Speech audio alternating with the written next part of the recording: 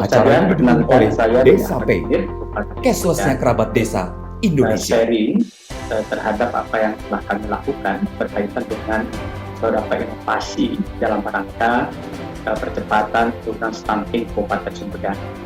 Saya ingin mengawali dari masalah, dan apapun kita harus berangkat dari masalah berbasiskan data, dan kita harus hadir dengan program dan kegiatan yang bisa mengatasi masalah. Jadi apapun harus berangkat dari masalah dan berbasiskan data. Bapak yang saya hormati, Sumedang sendiri hasil riset SKSDA ini tahun 2014 prevalensi stuntingnya sebesar 32,2%. Bisa di-share screen aja langsung. Jadi 2018 stunting kami di 32,2%, dan saya pun dilantik September 2018. Karena itulah atas data tersebut Sumedang dijadikan kabupaten prioritas dalam rangka penurunan stunting oleh pemerintah pusat. Adapun misi kami sendiri yaitu Sumedang Simpati, Sumedang yang sejahtera, agamis, maju, profesional dan kreatif.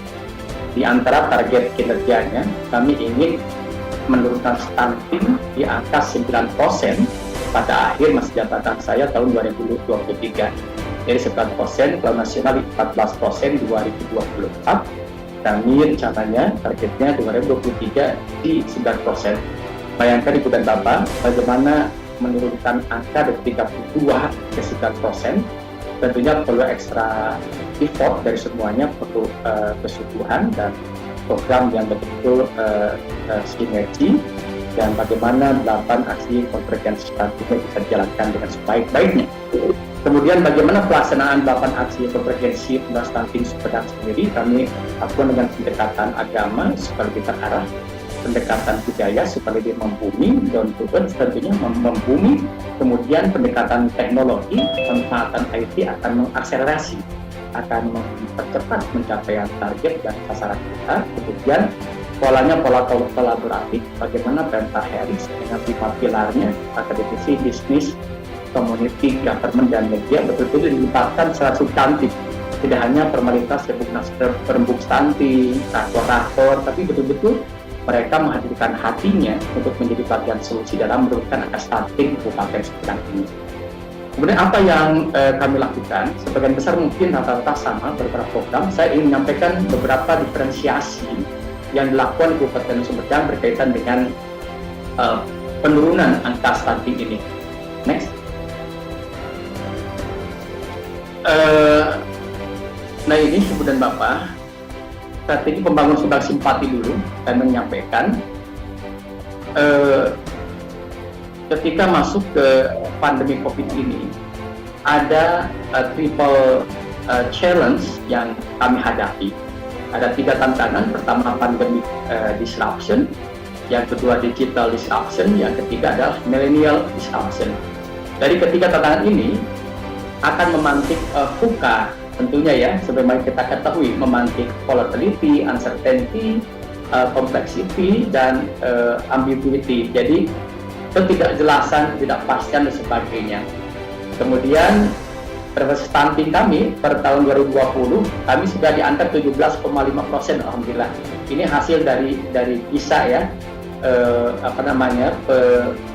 penelitian atau survei dari PISA, Better Investment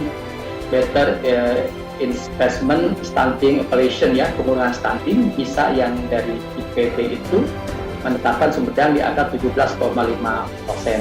Kemudian indikator makro kami belum optimal. Inilah kondisi Sumedang saat ini, menghadapi triple challenge, pandemic, digital, dan disruption. Kemudian kondisi stuntingnya di 17,5%, dan indikator makronya belum optimal. Bagaimana menghadapi tantangan seperti ini dan kondisi seperti ini? Bagi kami tentunya tidak hanya berdiam diri menangani COVID saja. Bagaimana asal selamat di COVID, tapi kami melakukan otak kiri kanan jalan, tangan kiri kanan jalan dengan ambidexterity government. Bagaimana penanganan COVID bisa survive, kemudian akselerasi target pembangunan 2021 bisa kita menangkan, bisa tungguin. Bagaimana kita drive dua-duanya, COVID-nya, targetnya kita drive, bahkan bisa kita switch off dan kita balancing antara penanganan COVID dan aksesi target pembangunan, termasuk dalamnya adalah target stunting. Ada penanganan kesehatan di COVID ini, ada pemulihan ekonomi, dan ada penyediaan jaring pengaman sosial, itu di COVID. Adapun di akselerasi target pembangunan, ada IPM, ada kemiskinan, pengangguran, laju pertumbuhan ekonomi, indeks Gini, dan PDB per kapita. Ini yang saya sampaikan tadi. Fondasi kami membangun ada agama, budaya, dan teknologi. Kemudian pola pembangunan kolaboratif memadukan, mensinergikan antara akademisi, bisnis, komunitas, pemerintah, dan media. Sehingga dengan ambidextrous government, dengan pola fondasi pembangunan yang saya sampaikan tadi, dengan pola kolaboratif, insya Allah ultimate goals-nya prevalence stunting di 2023 kami mudah-mudahan bisa tercapai 9% dengan optimisme yang kuat tentunya. Kemudian indikator makro pembangunan bisa di atas rata nasional dan rata Jawa Barat, sehingga kemudian simpati sesuai visinya tahun 2023 bisa tercapai dan bisa terwujud world class government. Itulah kerangka berpikir kami berkaitan dengan penyelesaian berbagai masalah. Nah, lanjut, saya sekarang fokus ke stunting. Untuk penurunan angka stunting ini, kami ingin ada akselerasi karena baseline kami ada di 32 awalnya. Apa yang kami lakukan? Tentunya harus ada inovasi. Kami memiliki desain kebijakan. Desain kebijakan ini kami transformasikan dalam bentuk platform digital, yaitu aplikasi Simpati. Di Simpati, sistem informasi pencegahan stunting terintegrasi. Di saat ini kami punya aplikasi ini, dan setiap kader posyandu sudah dibagi smartphone semuanya. Ada 1.600 posyandu kami. Kemudian aplikasinya ini terintegrasi di super aplikasi Office kami, masuk ke ada dashboardnya, dikelola oleh Dispom Infosanditik dan Bapeda sebagai sebagai leading sektornya untuk ini. Tetap kolaborasi dengan semuanya. Dari mana kami dapatkan smartphone ini? Kami kolaborasi dengan Telkomsel. Jadi 1.600 smartphone ini bantuan dari Telkomsel, sekarang baru 1.300-an yang diberikan pada kami.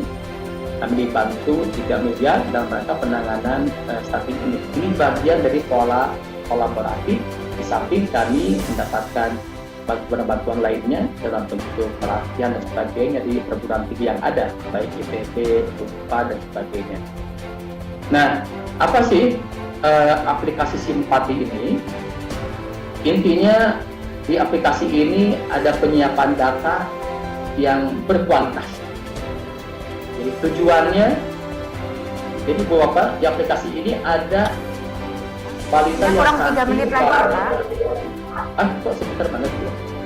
Tujuannya, tujuannya menyediakan data balita dan pencegahannya.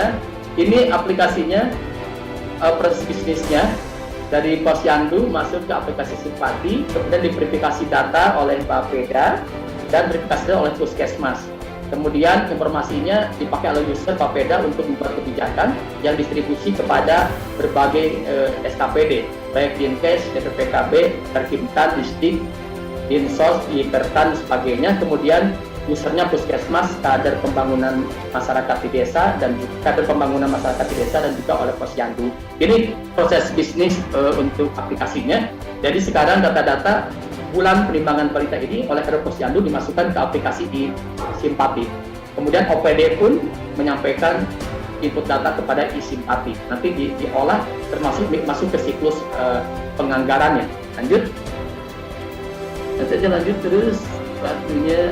Oke, nah ini Ibu Bapak, ini bisa dilihat, ini aplikasi kami. Jadi Bapeda melakukan verifikasi terhadap data yang diinput oleh OPD. Ada kesehatan ibu dan anak ini di Dinkes, konseling gizi kebersihan pengasuhan orang tua di Dinkes, air minum sanitasi di Perkimtan, PAU di Disdik, perlindungan sosial di Dinsos dan pangan di pertanian. Jadi OPD menginput, kemudian diverifikasi oleh Bapeda. Lanjut. Kemudian ini kesetaraan ibu dan anak, ibu dan bapak ini.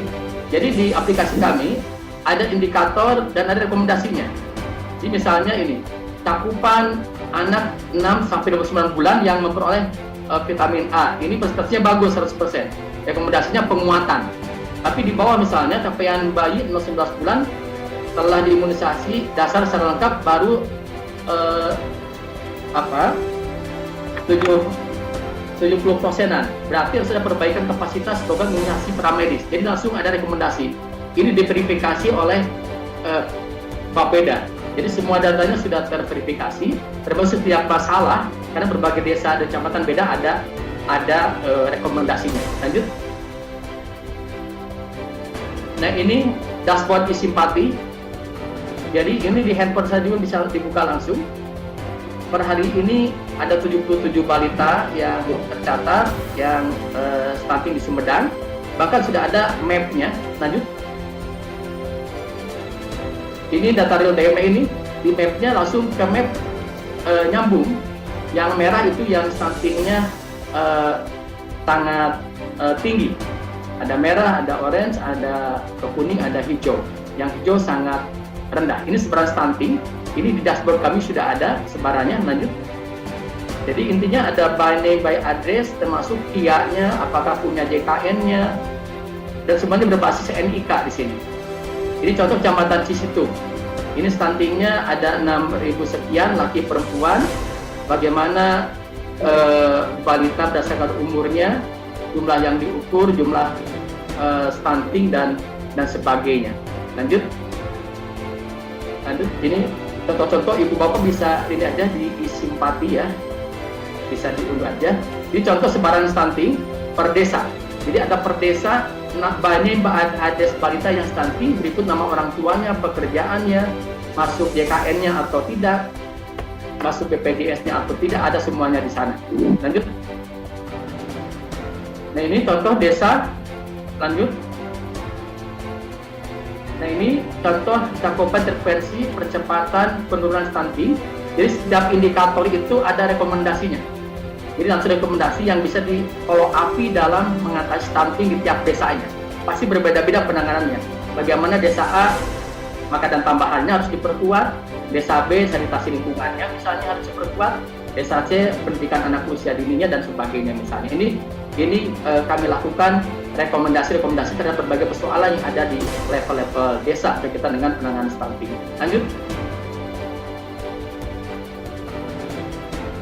Nah, ini total rekomendasi untuk intervensi di dashboard e-simpati kami seperti ini, indikatornya. Lanjut. Nah, ini Bu dan Bapak, untuk pelaksanaan 8 aksi perbedaan stunting itu kami punya Pergub nomor 82 2019, ada kabupaten gugus tugas. Ini 8 aksi integrasi sudah kami lakukan. Pembedanya tadi di manajemen data kami punya aplikasi e-simpati. Karena bagi kami, good data, good decision, and good result tentunya. Data yang baik, data yang bagus akan menghasilkan keputusan yang bagus dan hasil yang bagus. Kemudian yang kedua, diferensiasinya kami ada peraturan bupati berkaitan dengan peran desa. Kami ada Pergub tentang Satip Desa dan di Office Desa.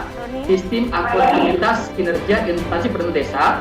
Waktunya sudah habis Pak, karena ada pemutaran video ya dari Kabupaten Sumedang. Saya ingin closing dengan ini. Oh.